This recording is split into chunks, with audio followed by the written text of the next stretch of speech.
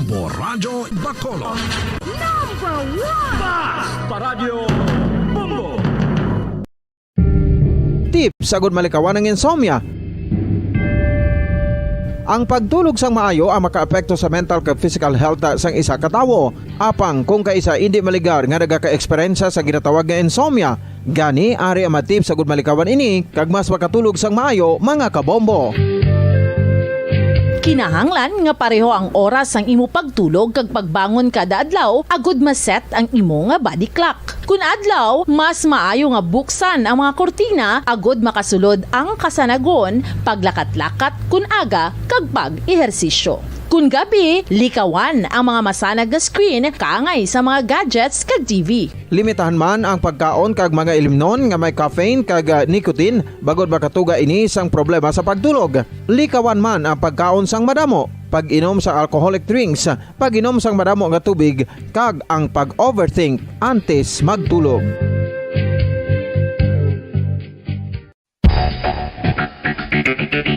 Ang husto nga paggamit sang earphones o kon headphones. Kalabanan sa karon, ilabi na sa mapamatanon ang masami nga nagagamit sang earphones o kon headphones sa tion sang nagausar sang gadgets. Apang, ano bala kalawig ang aton paggamit sang earphones kag headphones? Nakahibalo bala kamo mga kabombo nga ang tuman kalawig nga paggamit sini ang makatugas ang ear noise o kon acoustic trauma? May pila naman ka tips nga makabulig agud mahalungan naton ang aton dulunggan kag pamatinan. Dapat nga ipabilin nga yara lang sa 60% ang volume sang aton nga mga earphones o kon headphones. Likawan nga masobra sa 4 tubtob 5 ka oras ang tayuyon nga paggamit sang earphones o kon headphones. Magtala na sang 15 minutos nga break matapos ang 1 ka oras sagud nga makapahuway ang aton palamatinan. Masami nga tinluan ang earphones o kon headphones kag mas maayo nga gamiton ang duha ka earpiece sang aton nga mga earphones.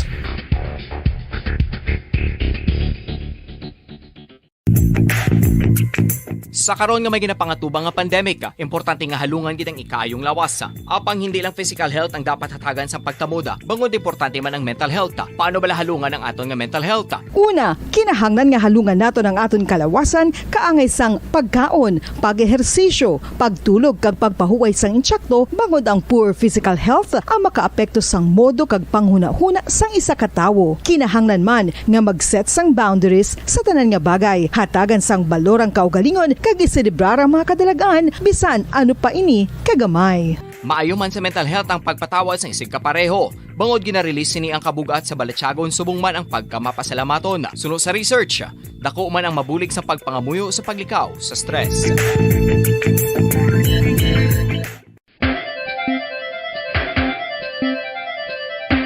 Ang talaba. Sino bala ang hindi maganahan magkaon sang talaba? Magluwas sa manamit sini nga sabor, ang talaba ang nagaunod man sa calories, protein, fat, vitamin D, thiamine, niacin, vitamin B12, iron, magnesium, phosphorus, zinc, copper, manganese kag selenium. Isa ini sa mga source ang high quality protein nga nagaunod sang siyam ka importante nga mga amino acids nga kinahanglan sang lawas sang tawo. Nagaunod man ini sa antioxidants nga maayo para sa atay. Apang ang pagkaon sang talaba ang mayara man sa mga risgo. Bangod nagaunod ini sa mataas nga amount sang zinc nga delikado sa kalawasan kon masobrahan. Ang pagkaon sini nga hilaw ang makatugaman sang bacterial infection kag makatugas sang diarrhea, pagsuka, hilanat kag iban pa nga seryoso nga kondisyon. Gani sa pagkaon sang talaba, kinahanglan hagan-hagan lang. Oral disease, nagapadayon nga seryoso nga public health problem sa Pilipinas. Ang prevalence sang dental caries sa mga permanent teeth ang nagapabilin nga mataas sa 90% throughout the years. About 92.4% sa mga Filipinos ang may tooth decay, kag 78% ang may gum disease o kon periodontal diseases, santo sa report nagikan sa DOH. Bisan pa nga ini ang preventable o kung matapna, ini nga balatian ang nagapikto sa halos kada Filipino at one point or another sa iya nga pagpangabuhi. Ang pag-practice sang good oral kag dental hygiene kaangay lang sa paghalong kag pagtatap mo sa imo kaugalingon. Nagatap na ini sang bad breath, tooth decay, gum disease, resulta ang healthy nga baba. Ang healthy nga baba o kon mouth, maayo nga indicator nga maayo man ang imo lawas. Gani halungan gid ang aton nga dental health. San o ikaw ulihi nga nag-ilis ang sponge nga ginagamit mo sa paghugas sa mga kitchen utensils? Ang kitchen sponge mga kabombo, ang mas mahigko pa sa toilet. In fact, ginpahayag sang microbiologists nga ang mga butang nga ginagamit naton sa pagtino sa mga dishes ang pinakahigko nga bagay sa balay. Sa isa ka pagtuon nga na-publish sa journal nga Scientific Reports, ang spongy bacterial colonies ang mas delikado sa aton ikaayong lawas. Bangod sini, ginarekomendar sa mga researchers nga dapat islan ang sponge kada simana. Ang kitchen ang lugar sa aton balay kung sa diin nagasugod ang mga new bacteria. Bangod sa human traffic kag food preparation. Bangod ang sponge ang masami nga warm, mabasa kag matrace ang old food. Ini ang ideal nga breeding ground para sa bacteria. Suno sa pagtuon, maayong idea nga tinluan ang sponge kada tapos gamit. Apang ginasuggest sa mga researchers nga regular nga islan ang kitchen sponge. Ang kitchen ang lugar sa aton balay kung sa diin nagasugod ang mga new bacteria. Bangod sa human traffic kag food preparation. Bangod ang sponge ang masami nga warm, mabasa, kag may trace ang old food. Ini ang ideal nga breeding grounds para sa bacteria. Suno sa pagtuon, maayo nga idea nga tinluan ang sponge kada tapos gamit, apang ginasuggest sa mga researchers nga regular nga islan ang kitchen sponge. Yari na ang isa sa nakapabaylo kag nakabaton sang brand new radio set with AM and FM band kag 1,000 pesos cash. Nagikan sa Bombo Radio Bacolod. Ko si Anisito Delicano, taga Libertad Extension, Bacolod City. Nagbabaylo ko sang radyo nga ginatag sapon sang Action Radio kay nagaungot sa ilalang estasyon. Hindi ko kapamati sang iyasang bumbo, mga lapit naman sa katuig ni nga ginatag nila sa akon. Amo na mo lang ni ang imo nga mamatian ang Action Radio lang. Amo ini nga radyo ang ginapangatag nila. Gindala ko di sa bumbo kay pabayluan ko sang iyasang bumbo nga radyo nga wala sa ungot sa isa lang ka estasyon. Kag manami kay bag-o, kag wala guba, may suga pa. Kag ang 1,000 nga ginatag sang bumbo, mapasalamat gid ko kay may nagbakal na kusudan. Sing una ga vendors ko ti kay ginkakasama kami sa Libertad, di way nako kan sa balay na lang ang akon bata ang mo nagasuporta sa akon. Ay bakal ko bulong ko may ano ko may apo ko kag taas akon sugar. Ga pasalamat gid ko sa Bombo Radio sang ginatag nila nga 1,000 kag ang radyo. Salamat gid. Basta Radio Bombo number 1.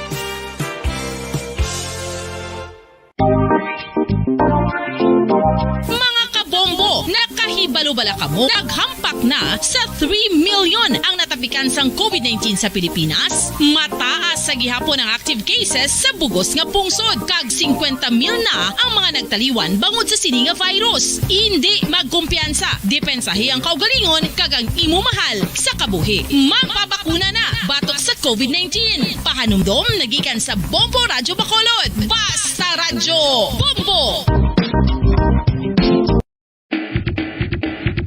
Mga kabombo, madamo gid ang pagkaon apang ano bala. Ang dapat himuon kung may matabo sang suspected foodborne illnesses. Kung may matabo nga suspected foodborne illnesses, dapat i-preserve ang mga ebidensya. Kung may bahin sang suspected food nga nabilin, taguon ini. Putson sang maayo kag ibutang sa freezer. Magpabulong sa gilayon. Kung ang sintomas nagapadayon o kung nagalala, gilayon nga magkadto sa doktor agod magpakonsulta. Hindi man magkalipat nga i-report ang insidente sa local health department. Mga pamaagi para mangin matinlo kag safe ang aton mga pagkaon. Ipabilin nga matinlo ang palibot. Isiparar ang hilaw sa naluto na nga mga pagkaon. Lutuon sang maayo ang mga pagkaon nga dapat lutuon. Taguon ang mga pagkaon sa safe nga temperature. Depende sa kinahanglan sang klase sang pagkaon. Maggamit sang safe nga tubig kag raw materials.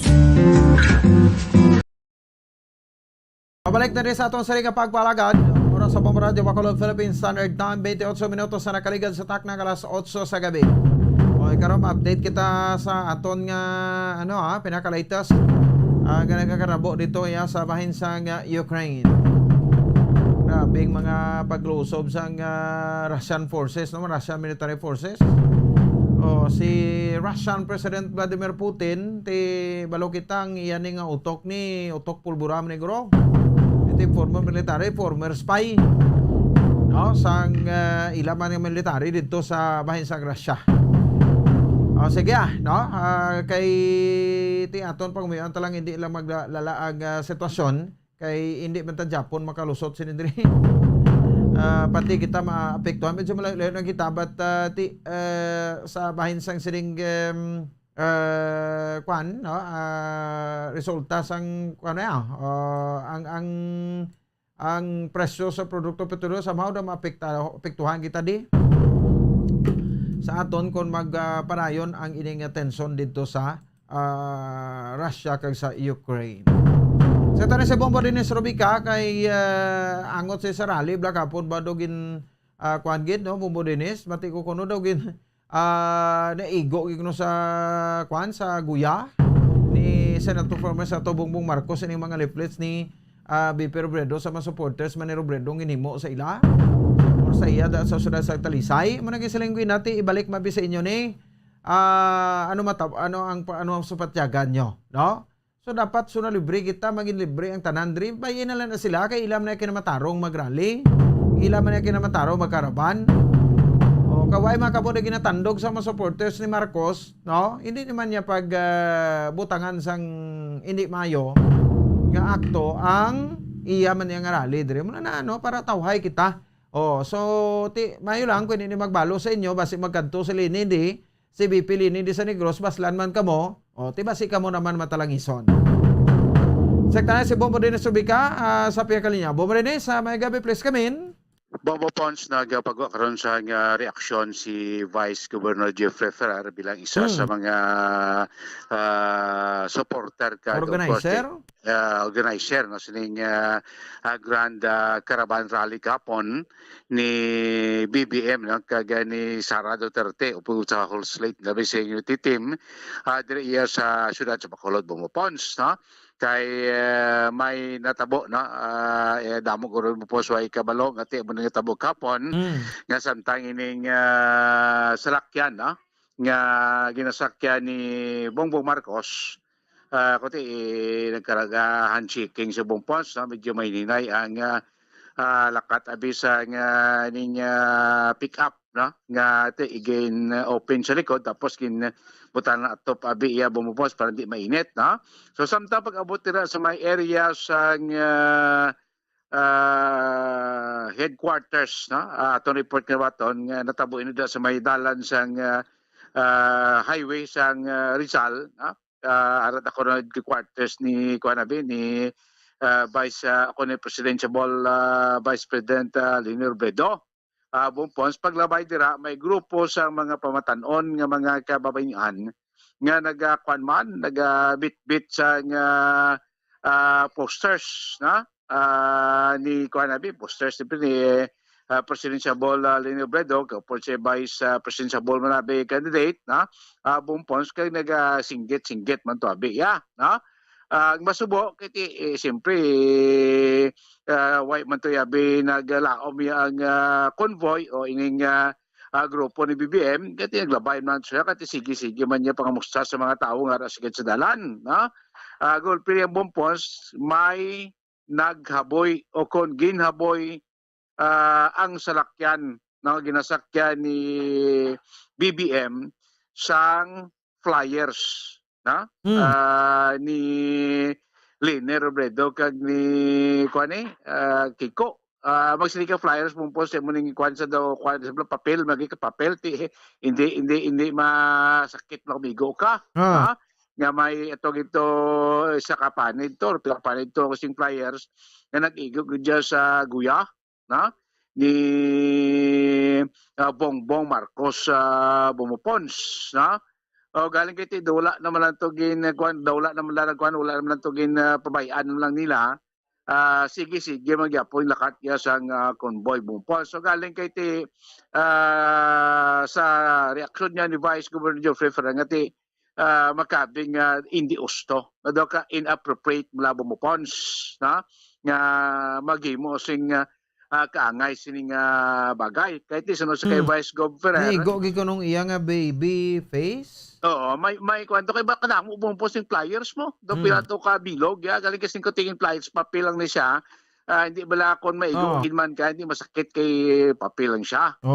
Hindi sakit pero sakit niya sa insulto. Amo na hindi masakit Hindi physical. sakit niya physical. Oh, correct.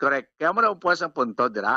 Ganito karon na magbisita, si BP Lini, di kagawa mo man ng ibalos ang supporters ang BBM, okay lang sa ila? Kung tito masakit mabatsagon as supporter naman nabili Vice President Robredo, mga mo pons. No? Ang isa pa di ka punto man ganay kay ay maglungtag ang masakit komosyon. Masakit sa iya kay sitting Vice President sa mo nang imuon sang supporter ng BBM kay kinunahan nila si BBM. Amo gani bumpons, no?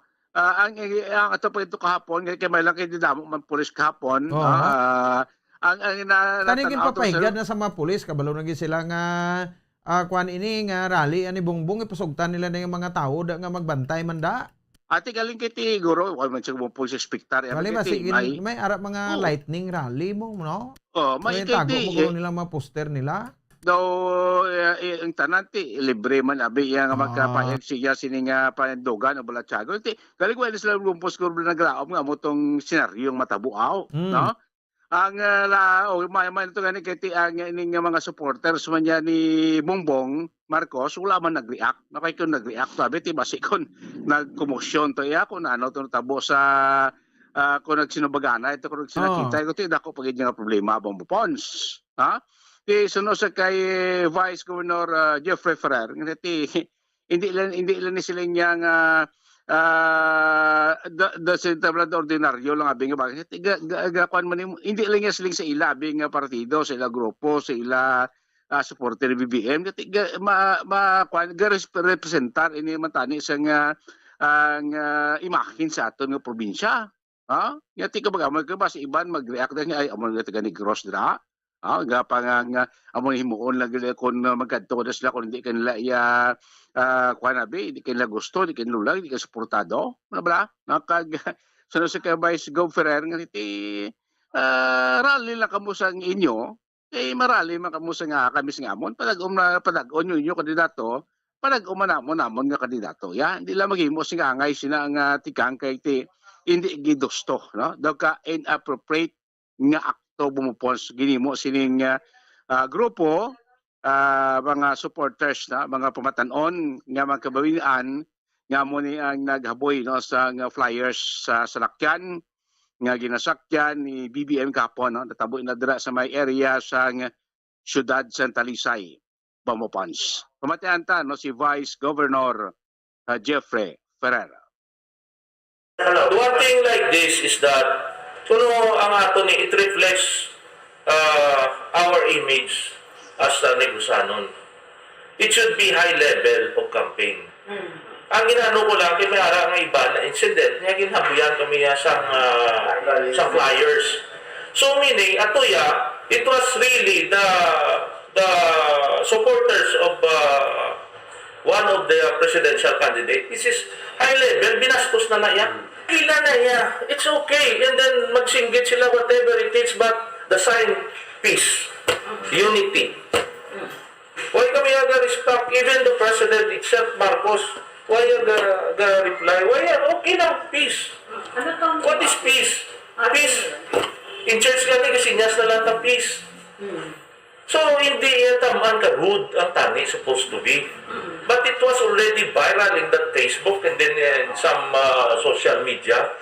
So ga-reflect na sa imo when you gina-educate and your supporters. Pagkatapos ini isa man lang kita gyapon sa Negros. So kadagano lang yung kandidato nyo, campaign for the right principle, and then we will campaign also with good campaign. High level of campaign. Oh, because it reflects the image sa province that person kung hindi mayong iya ginahimo. No. We will not stoop down in that level, but educate your daughter, educate your attitude. Because it reflects the image of Negros Occidental, who you are. Bombo po si Sakto man. Vice Gov Ferrer. At sakto na, no? Respetuhay lang, na? Pero hindi naman sa kulubong postong padalom, Hindi naman sila ito mag-file kaso. Actually, sila kay Vice Governor ito identify naman nila, no? Ang identity siling Presidente man grupo. tungkol sa Talisay City, Yes. Presidente man sa sudad sa Talisay. Ang isa itong napons na taga Bacolod. Oy, tinga dito gisaya. At siyempre kay ato to quarters ni Lenny Abe kurti maluman siya nga dito malabay siguro nagsuporta man tapos may isa man to nga taga Talisay ban, na? Kay mga lamaron pa rin nga magkababinaan. Natin sila ganun dito by sa governor iti. Yung pang-check ko ng background niya, albay ng lilyada nga daw leader niya. It comes from the kilalaman nga pamilyas Bacolod. Niya graduate mo na ganun sa exclusive school dos Bacolod. Niya tingala siya nga nagamunang ilakto bla na daw ka inappropriate ka ilimuon nga supposed to be hindi dapat himuon sa tong okasyon durante sing karaban kahapon pati way naman ito okay lang na peace lang yapon hindi na kumiya maglapot ito sa ilang level by alam namon hindi naman sila mag-file sing kaso okay lang tuloy lang kuno yapon sila Ponce Espino. Sama natin, pila kayo mga balita gikan sa Kapitulo Provincial. Inis Bombo Dennis Rubica para sa Pambansang Radyo ng Pilipinas. Consistent overall, number 1 sa Bacolod. Basta Radyo. Bombo! Sige, salamat sa kay Bombo Dennis Rubica. Oras sa Radyo Bacolod, Philippine Standard Time. 40 minutos sa kaligas sa tak ng alas 8. So in short, himo lang kamo na sang inyo, kami mo kami sang amon. Pero kung hilabtan nyo kami, okay lang hindi kami manghilabot sa inyo. So, ang mensahe dira, no? Kung sino pa to ganing ginabuli, amo pa to gani ang tagaan simpatiya sang tawo. Sama kung kaisa nagamater man sa mga supporters mo, no? The more nga siguro mo man gurong resulta sang kwan no? Sang pagkakulilat. No, sang ilang kwan nga kandidato budlay man nga mangin historical kumo na subo or mga ano na. No, feeling nyo daw nagkuha na kamuda, no? Nagagwa na mo spanit nyo. May pang eleksyon, no? Eleksyon ng tabla ni anay kay parang way problema. O ti unos pasig mo ning pinaksikat ti Bongbong sa survey ka panguna siya, way sa tsansa nga malapawan. Basi may sleeping giant karon sa camp ni Lini Robredo, BP Lini nga muna ang next survey nga nagagalinuwa. No, sa Pulse Asia, sa Publicos, no, pagkita na yan, Bongbong Marcos, Japon ang panguna, no? So, kubigat din basta nagtalangiso na sila, pero hindi man siguro, basta batasan na ginaguro sang tawo, no? Nga muna sila. So, mayon na lang na, kahit hindi na sa mag-stop down level sini, no? Pal ni Vice Governor Jeffrey Ferrer, angot sini natabo, pero hindi tayo nakapakot kung sa kuha na sa level ni Vice Gov Ferrer, hindi na siya mag-stop down dra, no? Pero takbalo ba si may mga supporters man si BBM kapag patigayon mablasang amuning akto kung magbisita sa linidi kay ba niya sa inting babalos ta para nga mabalaan may nila kung anong nabatsagan sa ginhimo nila kahapon dyan tabo sa sudad sang Talisay.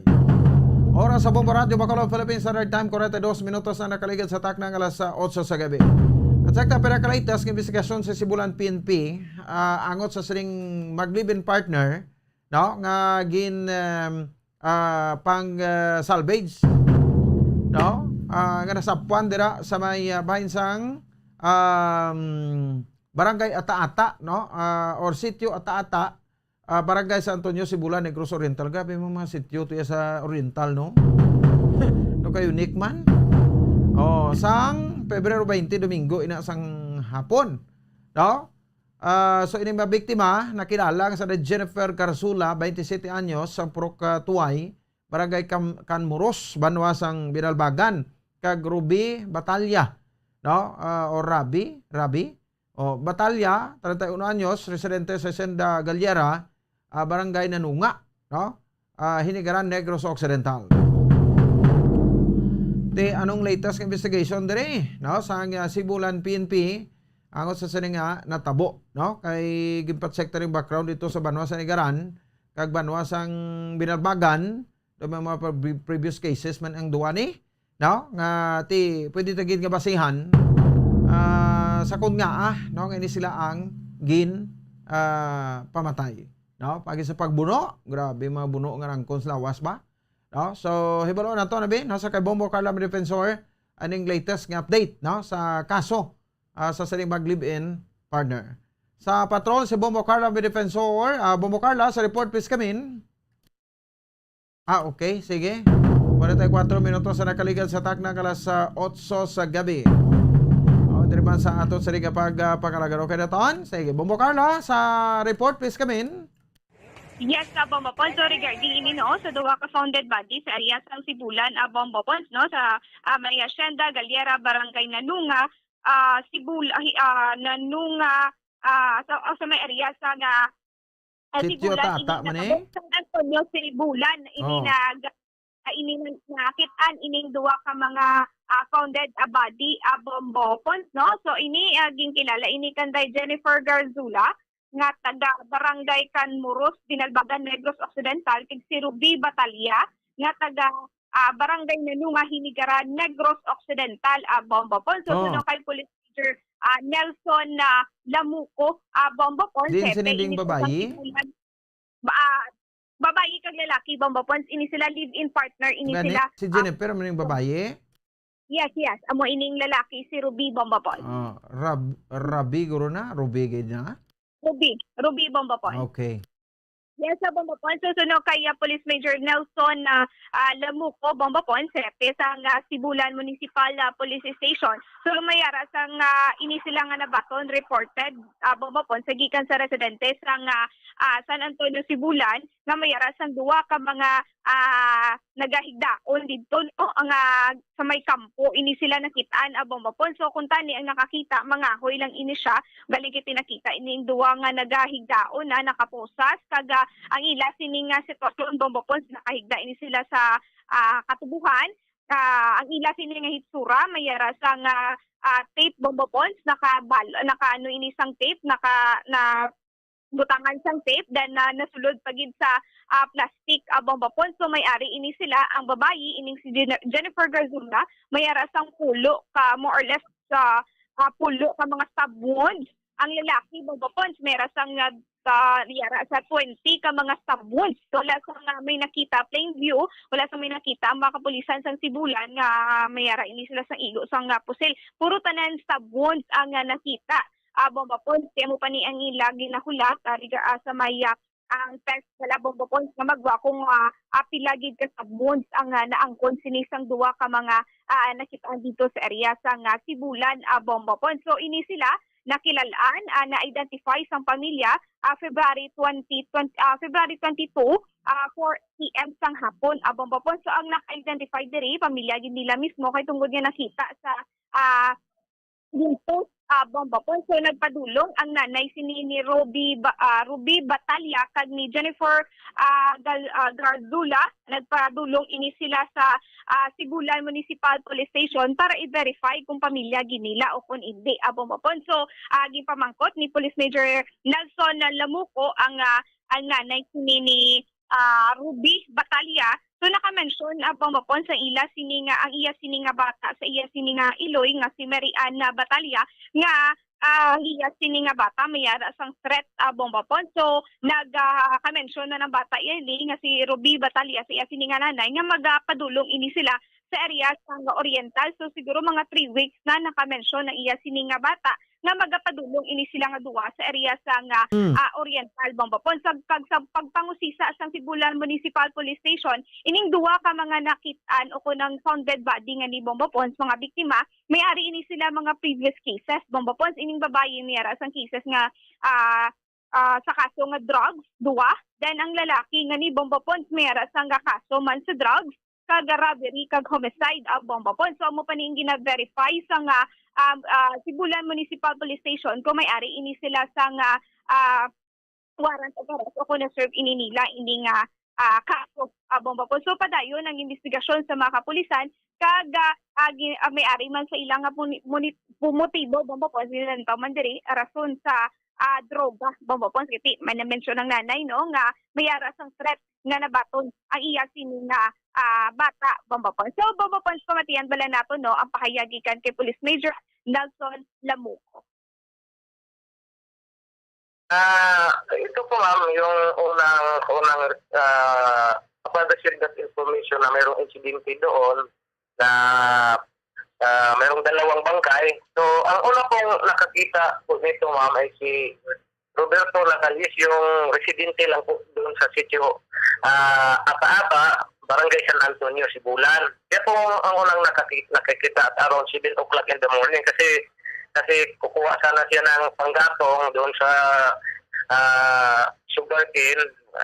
So, nang nakita niya, biglang nagulat lang po siya na mayroong dalawang patay na tinabunan ng sugarcane leaves at saka panggatong. Then after that, tumawag po sa police station po natin para magpa-alarma. So, after that information received, so doon, nag-responde po yung kapulisan natin, kasama yung investigator natin, si Secretary Master Cadusale. So, yung nakita po natin doon, totoong mayroong patay talaga. Pero at that time, initial investigation po kami doon sa crime scene, wala namang mga ini-identifying sa victims, walang pitaka, walang dokumento. So, unidentified muna yung namin ma'am kasi walang nakakilala. Bisa inquiry po natin sa mga constituents doon sa community ng Barangay San Antonio, Sitio Ata-Ata, wala namang nakakilala sa mga bangkay ma'am. Yung area na yan ma'am, Barangay Road, beside that, yung tubuhan ba ma'am, yung sugarcane.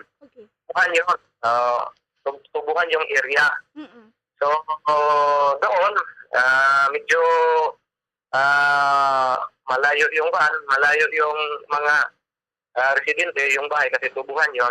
Yung nakakita, yung isang magsasaka na si Roberto Nabaldi, siya yung unang witness na nakakita sa dalawang bangkay po. Yung dalawang biktima ma'am ay naka-lying position po at saka base sa natin, investigation doon na nakita natin, sila po ay nakapusas dalawa. Okay. At saka then nakapusas sila at saka yung mukha nila ay wrap with packaging tape. Parang wrap by packaging tape ma'am. At saka pagkatapos noon, mayroon pang plastic na nakakuan sa kanilang ulo. Nakatakip po? Yes ma'am, nakatakip po sa kanilang ulo. Nakahihaya ma'am, nakahiga. Okay. Yung sa katawan nila, mayroong mga several multiple wounds. So, or multiple wounds na nakita po natin kasi during that time, hindi naman namin po ma-determine kasi yung mag-determine kung ilang sugat na o kung anong ginagamit, yun ang DOH naman ang mag-determine in the person of Dr. Asibala. Yes po. So yung makita po namin, marami talagang saksak yung katawan. Sa buwans po lahat ma'am, initially ma'am, wala pong tama ng bala o kahit sa ma'am. Puro lang po sa buwans yung sustain na sa kanilang katawan po. Okay. Sa katawan po ng babae po, saan po banda yung mga stab wounds po niya? Yung sa scab wounds, sa harapan po, kadalasan sa harapan po, sa tiyan, sa dibdib. Ang dami po kasi more or less mga 10 stab wounds siguro sa babae. Sa lalaki po? Sa lalaki, more than 20 po. Hindi pa po. Initial lang po yan ma'am, kasi sa postmortem examination, hindi pa namin nakita yung resulta. Mayroon din sa at the back portion, mayroon naman at the back portion, yung sa dibdib, yung sa tiyan. Mayroon din sa tiyan, mayroon din sa chest, mayroon din sa likod. Actually, ma'am, wala pong nakita namin na sugat doon sa paa. Ma'am, nakita po natin ito at around 7 a.m. 7 in the morning, ma'am. Alas 7 ng umaga, February 20, 2022, nakita po yun sa witness natin na si Roberto Nabaldi. Okay. Sir, anong araw na po sila na-identify po at saka sino po yung nag-identify po sa kanila?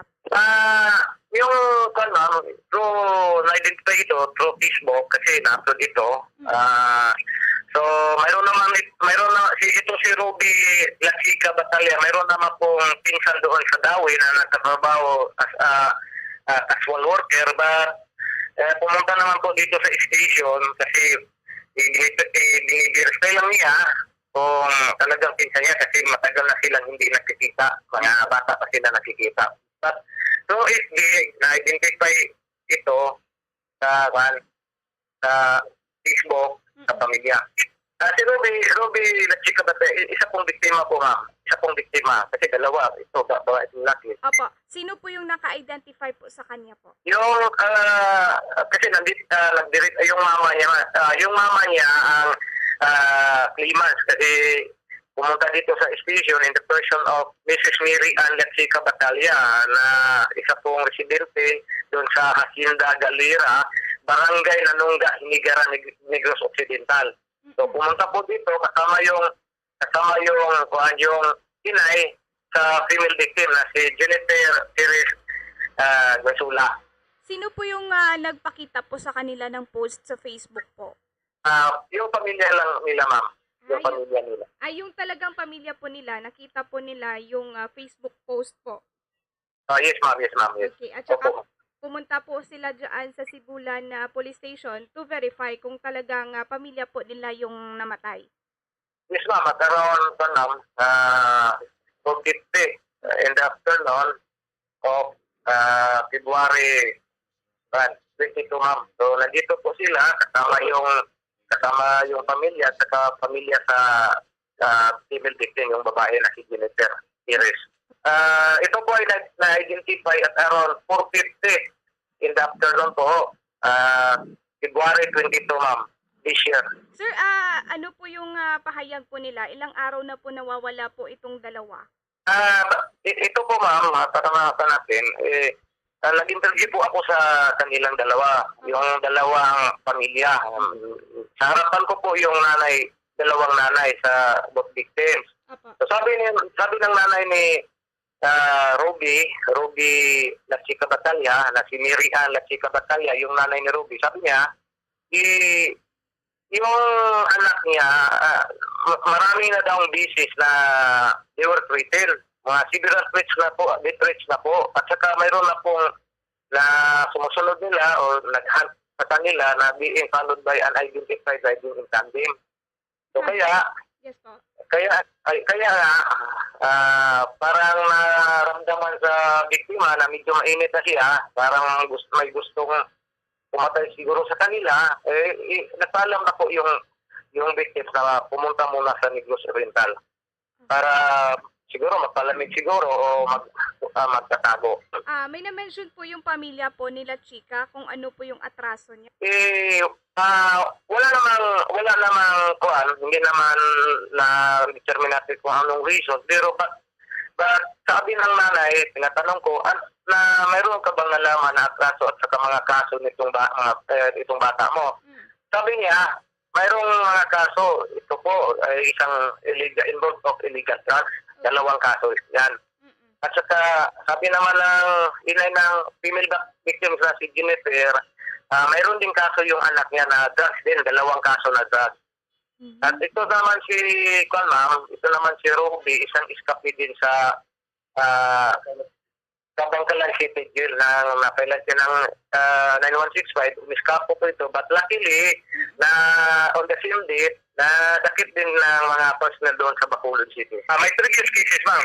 But because on that information, nag-dictor investigation po kami, makonti po namin yung dalawa. So dito po nakita natin na itong dalawa pala, di sa PNP Crime Incident Record Analysis System namin or sa SIRAS, ito po ay database po, national. Makikita po natin kung mapailan ka ng kaso, ma-upload po ito, hindi ito mawala. So makita natin kung ano So, this information